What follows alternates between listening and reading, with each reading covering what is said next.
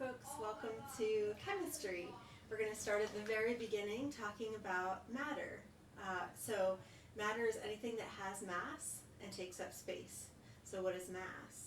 Mass is the amount of stuff that makes something up. So mass is just determined by the amount of stuff. Right? We measure that in the metric scale in grams, and in the English or imperial scale that we use here in America in slugs. Slugs, yeah. So probably not a real familiar unit, and we'll use it a little bit, but mostly we stick to metric. And then if you think about mass, it's an unchanging measurement depending on gravity. It does not depend on gravity, right? So the amount of stuff that makes me up is my mass, right? If I go up into space where there's less gravity than here on Earth, my mass will not change. I'm still made up of the same amount of stuff on Earth as I am in space. Now if I cut my finger and a little bit, this comes off like I did last week, my mass has changed, right? I'm made up of less stuff because of that injury. Or if I eat a sandwich, I'm made up of more stuff now because I just ate stuff and now it's part of me. So that's how you can change your mass. But you don't change your mass based on gravity, right? My mass is the same on Earth, on Mars, in deep space where there's not much gravity at all. And so the thing that does change based on gravity is weight. How much gravity pulls down on my mass, right? So weight, in the metric system we use newtons as the unit for weight. In the English system here in America we use pounds generally for weight.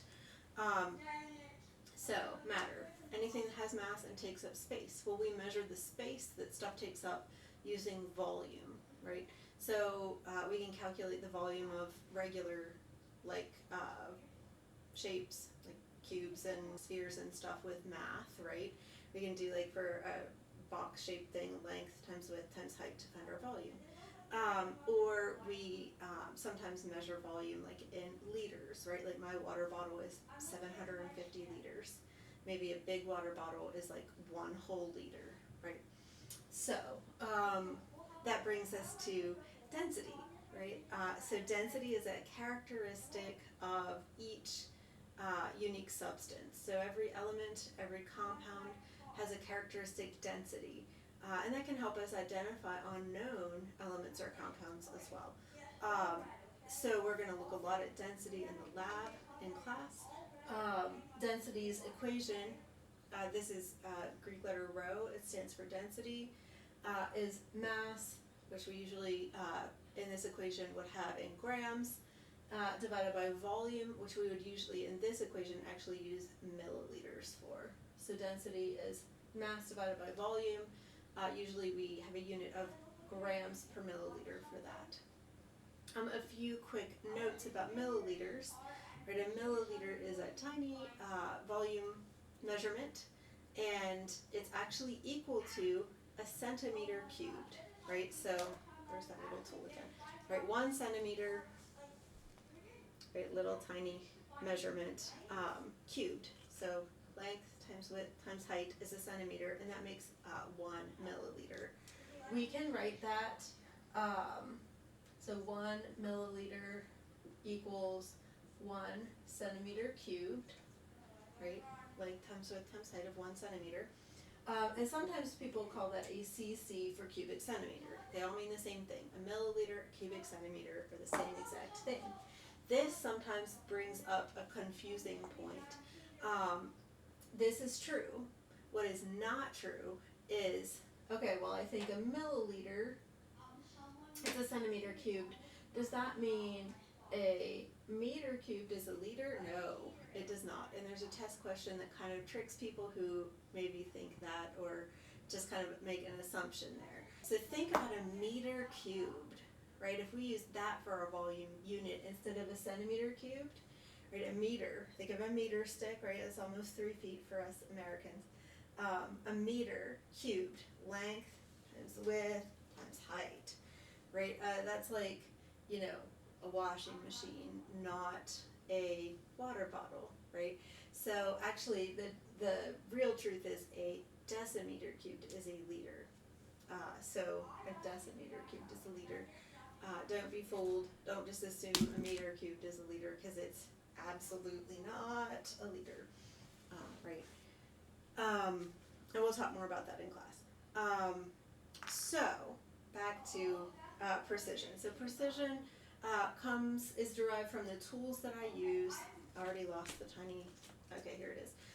So when I measure something using a tool like this, right, I can only measure one place value between the lines. So I could say something is, let's say, here's my paper clip. Let's measure my paper clip.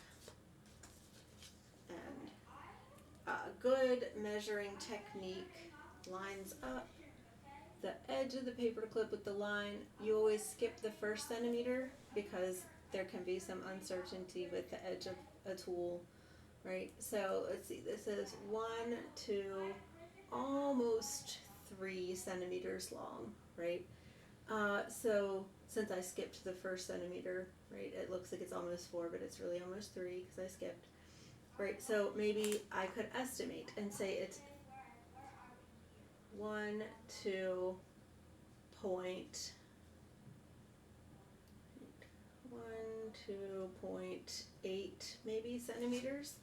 If I use a tool with more markings, then I could, I'm going to line this up with the 1 centimeter on a different ruler. Let's see. We'll see what we think of the little kid centimeter ruler here in a second. Oh, it's really hard to see on the screen, sorry. Okay, so that, you can see I can measure 1 between the lines, and there are millimeter lines on this ruler. So for centimeters, I can go 1 between the lines that I have. I can get 1 additional place value. So I would say that's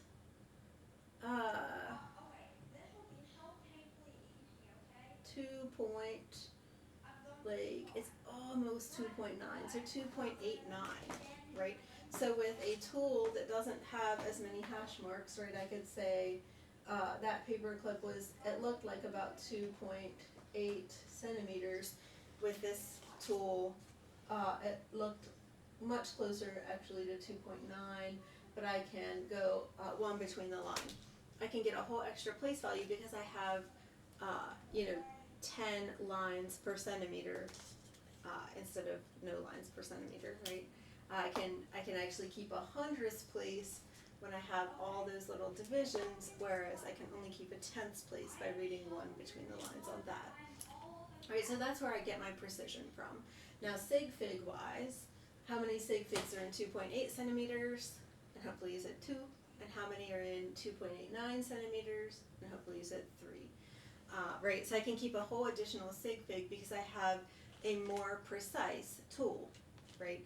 Now, another word that is kind of on our vocabulary list is accuracy, right? So what if both of these are really kind of terrible tools and neither is accurate? What if that paper clip in truth is like 3.1 centimeters?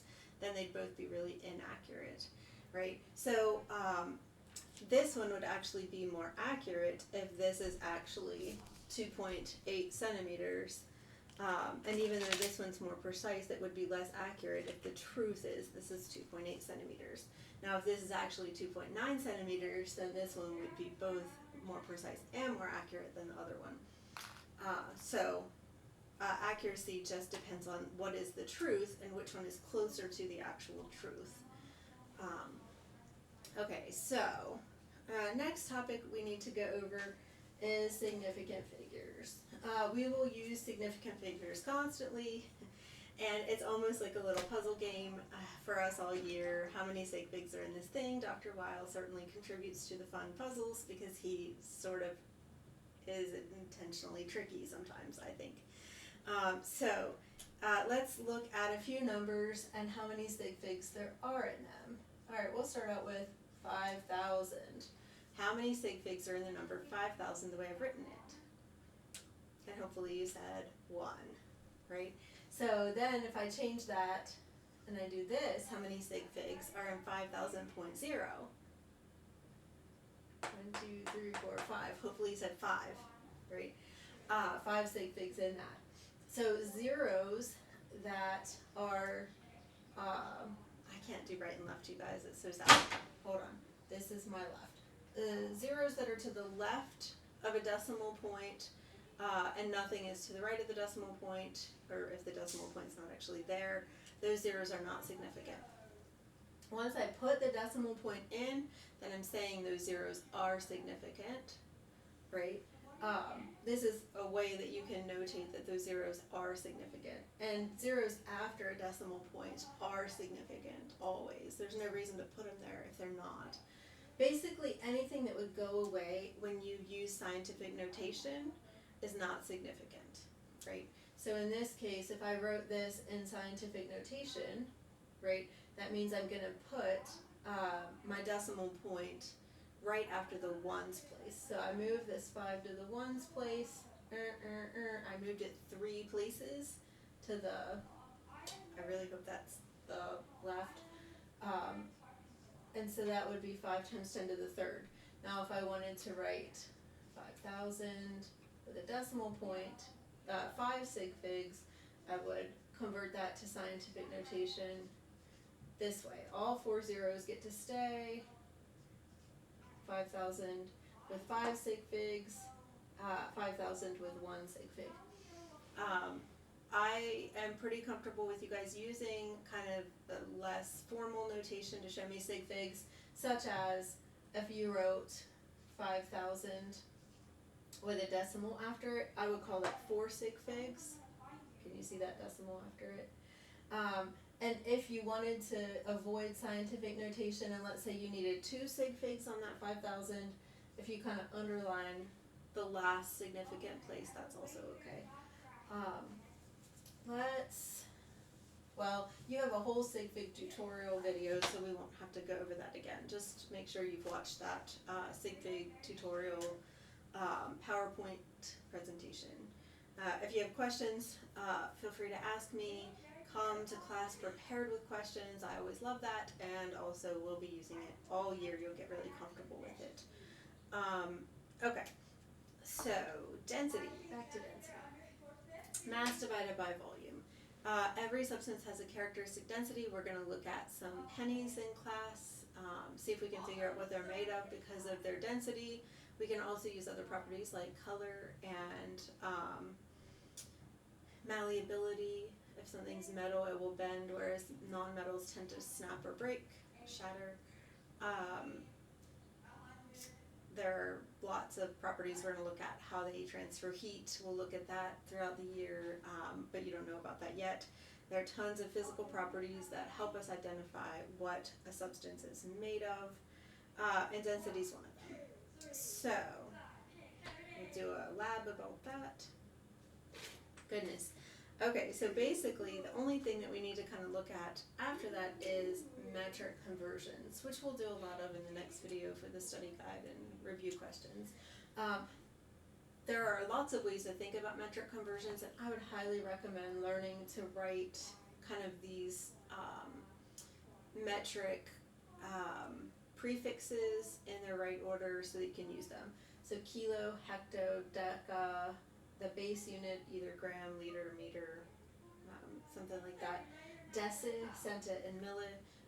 You know, there are many other ones, right? You have like, since computers have grown in their capacity, we have, you know, mega, giga, tero, those prefixes. Sometimes when we're measuring really tiny things, we'll use like micro, which is 10 to the negative 6, and pico, which is, I think, 10 to the negative 9. Is pico 10 to the negative 9? So, yeah, there are ones beyond this, but for the sake of this class, you really basically only need these.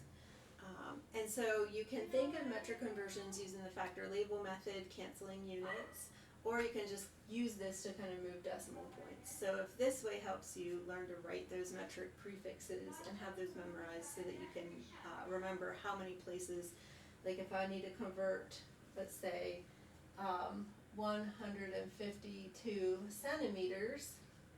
Let's say I want to convert that to, well, we could just go to meters, right? Then I'm going to move that decimal point 2 places, right? 1, 2 to the left. I hope that's left. So if my decimal point's here at the beginning, 1, 2 to the left means 1.52 meters is the same as 152 centimeters, right? And that's how I do metric conversions. I could also have done that using, oops, that's not the right number, canceling units. 152 centimeters. Dr. Weil uses this way. So he says, I want to cancel out centimeters. If I have one in the numerator, one in the denominator, those will cancel. I want to get meters. What is something that's equal to 1? If you multiply something by 1, it doesn't change the value, right? So two things that are equal to each other, right, like 3 over 3 mean 1. 3 over 3 means 1. Two things that are equal. Well, how many centimeters are in a meter? So 100 centimeters is equal to 1 meter. And so this is actually 1. We're only changing then the unit and not the actual value of the number because we're multiplying by 1. So 152 divided by 100 again is 1.52 meters, and we get the same thing. 152 centimeters is equal to 1.52 meters.